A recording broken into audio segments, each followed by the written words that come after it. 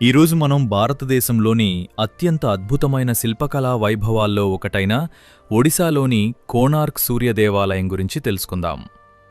తూర్పు తీరంలో బెంగాళాఖాతం సమీపంలో వెలసిన ఈ మహాదేవాలయం సూర్యభగవానుడికి అంకితమైంది. 13వ శతాబ్దంలో గంగవంశానికి చెందిన రాజు నరసింహదేవుడు ఈ ఆలయాన్ని నిర్మించాడని చరిత్ర చెబుతోంది. ఈ దేవాలయాన్ని ఒక భారీ రథం ఆకారంలో నిర్మించడం దీని ప్రత్యేకత. సూర్యదేవుడు ఆకాశంలో ప్రయాణించే రథాన్ని ప్రతిబింబించేలా ఈ ఆలయ నిర్మాణం ఉంటుంది. ఆ రథానికి మొత్తం 24 భారీ చక్రాలున్నాయి. ప్రతి చక్రం సుమారు 12 అడుగుల వ్యాసంతో ఉండి వాటిపై అద్భుతమైన శిల్పాలు చెక్కబడ్డాయి.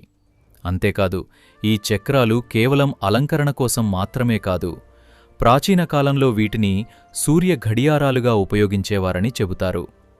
ఈ ఆలయాన్ని బ్లాక్ పగోడా అని కూడా పిలుస్తారు, ఎందుకంటే సముద్ర మార్గంలో ప్రయాణించే నావికులకు ఈ దేవాలయం నలుపు రంగులో కనిపించేదట.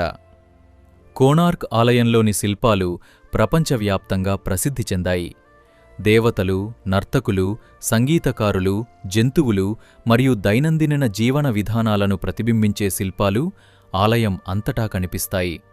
ఈ ఆలయ నిర్మాణంలో ఇనుప కడ్డీలు ఉపయోగించారని కూడా పరిశోధకులు చెబుతున్నారు. ఒకప్పుడు ఆలయ గర్భగుడి పైభాగంలో భారీ అయస్కాంతం ఉండేదనేదనే పురాణ కథనాలు కూడా ఉన్నాయి.